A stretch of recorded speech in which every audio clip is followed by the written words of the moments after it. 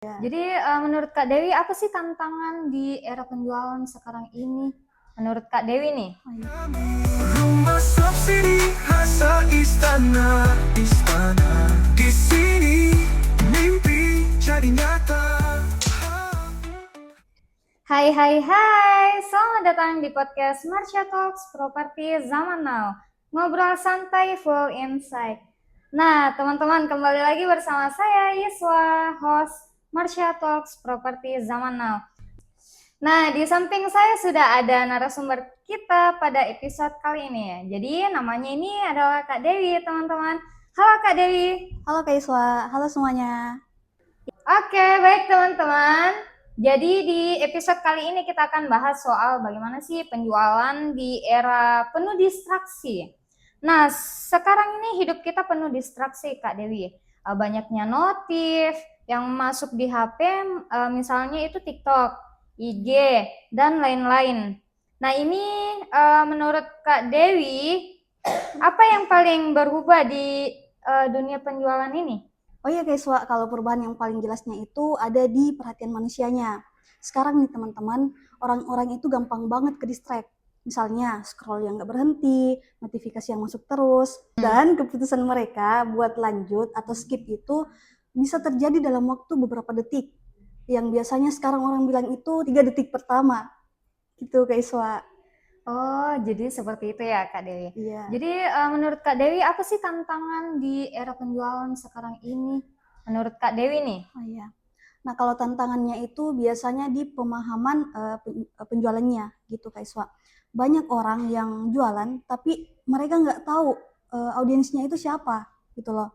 Jadi akhirnya mereka jualan itu serba hard selling dan template-nya itu mirip-mirip gitu loh. Gitu Kak Iswa.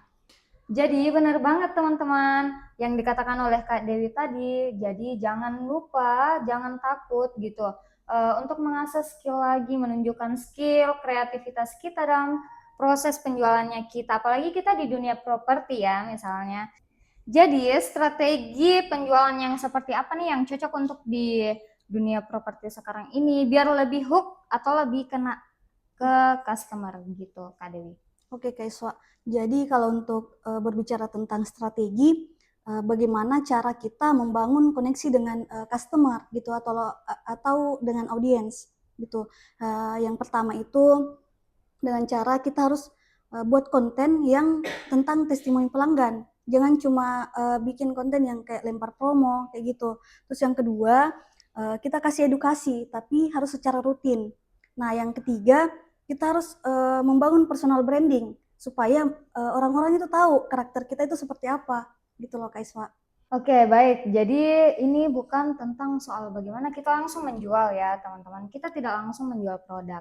Jadi misalnya nih, Kak Dewi, dalam suatu konten bagi properter misalnya, dia itu sepi engagement di feed-nya, di live-nya, dan konten-konten lainnya. Gimana tuh, Kak Dewi?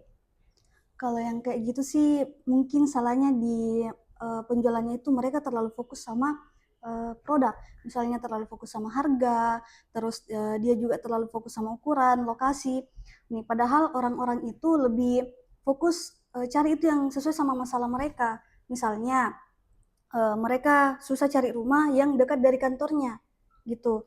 Terus lokasi yang nyaman, asri, biasanya mereka cari yang seperti itu. Terus paling penting itu cicilannya yang ringan, gitu Kak Iswa. Makanya mulai saja dengan fokus sama keresahan audiens atau customer gitu loh. Jadi letak kesalahannya itu di mindsetnya ya, mindset user, mindset dari properter itu sangat berpengaruh ya bagi proses penjualannya kita di dunia properti. Jadi poin yang penting yang bisa saya tangkap dari bagaimana kita membangun lagi mindsetnya kita untuk bagaimana jangan menunggu viral dulu, misalnya seperti itu. Nah, ada lagi nggak Kak Dewi mindset yang harus dipegang nih untuk para penjual atau properter atau sales marketing misalnya? Ya, kalau terkait mindset, menurut saya itu biasanya ada 3 poin. Nah, yang pertama itu cocok yang dibilang Kak Iswa tadi, jangan cuma kejar viralnya, tapi kita juga harus fokus sama value-nya. Karena viral itu sesaat dan value yang bakalan bikin orang mau balik lagi ke produk kita gitu loh. Terus yang kedua, jangan cuma lihat angka. Jadi lebih penting lihat dampak yang kita kasih ke audiens atau customer gitu. Oke, dan yang terakhir kita harus membangun kepercayaan gitu loh sama customer, karena kepercayaan itu jauh lebih mahal daripada sekedar klik saja gitu Kak Iswa. Oke, jadi poin penting dari bagaimana membangun lagi mindsetnya kita di dunia penjualan, misalnya dunia properti khususnya, jangan nunggu viral dulu kontennya teman-teman. Jangan nunggu viral, tapi kita yang perlu dikejar itu adalah value-nya, nilainya. Bagaimana kita bisa menghasilkan konten yang di 3 detik pertama bisa langsung hook, langsung kena di usernya atau customernya kita. Kemudian kita tidak boleh melihat angkanya seberapa banyak atau seberapa sedikit penonton atau engagement yang kita dapat gitu di kontennya kita, tetapi kita yang harus menilai gitu. Bagaimana sih hasil dari kontennya kita? Apakah dia berdampak atau tidak? Nah, yang poin terakhir yang bisa saya tangkap dari penjelasan Kak Dewi tadi, bagaimana kita membangun kepercayaan kepada customer misalnya.